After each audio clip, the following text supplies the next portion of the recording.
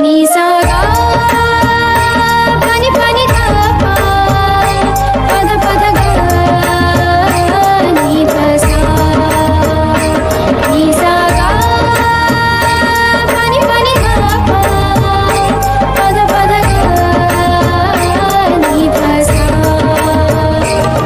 ही गाथा अस्तित्वाची शौर्याची पराक्रमाची ही गाथा अस्तित्वाची शौर्याची पराक्रमाची या मातीमधल्या कणाकणातील मौल्यवान रत्नांची या मातीमधल्या कणाकणातील मौल्यवान रत्नांची कर्तृत्व इथे गगनाला भिडे परिमोल जाणून ठेवू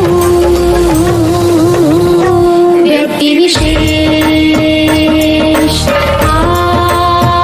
नमस्कार श्रोते हो, मी आरजे निशा रेडिओ MPSC गुरुच्या व्यक्तिविशेष सत्रात आपल्या सर्वांचे सहर्ष स्वागत करते. मित्रांनो, आपण व्यक्तिविशेष हे सत्र नेहमी ऐकत असतो. त्यामध्ये आपण सामाजिक, कला, विज्ञान, क्रीडा अशा सर्व प्रकारच्या क्षेत्रांमध्ये ज्या व्यक्तींनी त्यांची उल्लेखनीय कामगिरी बजावली आहे आणि त्यांच्या कामगिरीचा सर्वत्र ठसा उमटवला आहे अशा सर्व थोर आणि महान व्यक्तींची जीवनगाथा व्यक्तिविशेष या सत्रामार्फत जाणून घेत असतो. चला तर मग आज आपण जाणून घेऊया अशाच एका थोर आणि महान व्यक्तीची जीवनगाथा, ज्यांचे नाव आहे शास्त्रज्ञ ग्लेन थिओडोर सीबोर्ग. शास्त्रज्ञ ग्लेन थिओडोर सीबोर्ग यांचा जन्म 19 एप्रिल 1992 रोजी मिशिगन, अमेरिका येथे झाला. ते एक प्रख्यात अमेरिकन रसायनशास्त्रज्ञ होते. विशेष म्हणजे 10 ट्रान्स युरेनियम मूलद्रव्यांच्या संश्लेषण आणि शोधात त्यांच्या मोठ्या योगदानामुळे त्यांना 1951 साली रसायनशास्त्रातील नोबेल पारितोषिक मिळाले. त्यांनी विकसित केलेली ॲक्टिनाइड संकल्पना ही आधुनिक आवर्त सारणी समजून घेण्यासाठी अत्यंत महत्त्वाची मानली जाते. सीबोर्ग यांनी आपल्या कारकिर्दीचा मोठा भाग कॅलिफोर्निया विद्यापीठ बर्कले येथे प्राध्यापक म्हणून संशोधन कार्यात घालवला.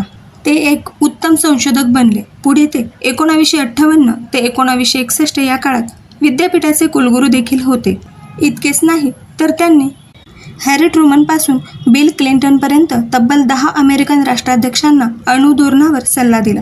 ही त्यांची जागतिक पातळीवरील विश्वासार्हता दर्शवणारी बाब ठरली. 1961 ते 1971 दरम्यान ते अमेरिकेच्या अणुऊर्जा आयोगाचे अध्यक्ष होते. या काळातच त्यांनी अणुऊर्जेचा शांततापूर्ण वापर, शस्त्र नियंत्रण आणि चाचणी बंद करारांना सक्रिय पाठिंबा दिला. विज्ञान शिक्षणासाठी ते सरकारी निधी वाढवण्याचे ते मोठे पुरस्कर्ते होते. मित्रांनो, सीबोर्ग यांची सर्वात मोठी वैज्ञानिक कामगिरी म्हणजे त्यांनी प्लुटोनियम, अमेरिकियम, क्युरियम, बर्किलियम, यानंतर कॅलिफोर्नियम, आइन्स्टाईन, फर्मियम, मेंडेलियम, नोबेलियम आणि मूलद्रव्य क्रमांक 106 यासारख्या 10 मूलद्रव्यांच्या शोधात प्रमुख भूमिका बजावली. विशेष म्हणजे मूलद्रव्य 106ला त्यांच्या जिवंतपणेच सीबोर्गियम असे नाव देण्यात आले. हा सन्मान फार थोड्या शास्त्रज्ञांना मिळाला आहे. मॅनहॅटन प्रकल्पादरम्यान त्यांनी इम्प्लोजन प्रकारच्या अणुबॉम्बसाठी प्लुटोनियम वेगळे करण्याची प्रक्रिया विकसित केली. तसेच अणुवैद्यक क्षेत्रात त्यांनी आयोडीन 131 यासारख्या समस्थानिकांचा वैद्यकीय उपयोग पुढे आणला, जो आजही थायरॉईडसारख्या आजाराच्या उपचारात केला जातो. 1951 मध्ये एडविन मॅकलियन यांच्यासोबत नोबेल पारितोषिक मिळाल्यानंतर सीबोर्ग यांना सुमारे 50 मानद डॉक्टरेट, शेकडो पुरस्कार आणि प्रचंड सन्मान मिळाले.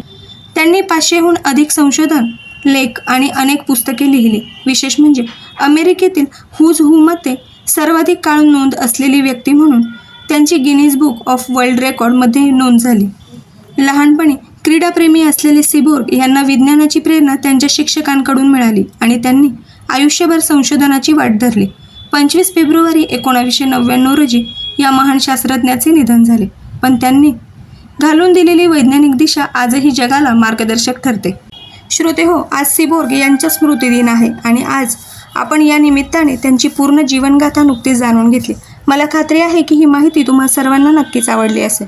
याबद्दल तुम्हाला काही अभिप्राय म्हणजेच फीडबॅक द्यायचे असतील तर त्यासाठी आमचा व्हॉट्सअप क्रमांक आहे 8698 म्हणजेच 8698869880.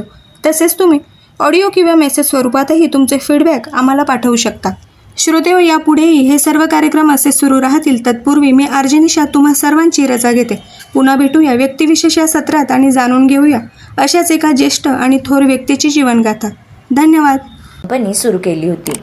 ती आज जगातील सर्वात प्रभावशाली आणि महाबलाढ्य सॉफ्टवेअर कंपन्यांमध्ये गणली